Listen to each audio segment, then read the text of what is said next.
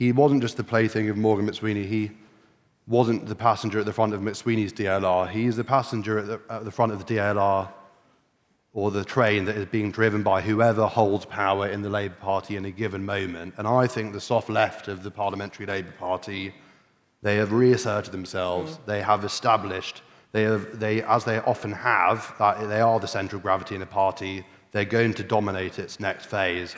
And I think they may end up determining that keeping Starmer where he is, but bringing to bear on his project and bringing him to the left is it's a more bloodless and efficient way of exercising control over British politics.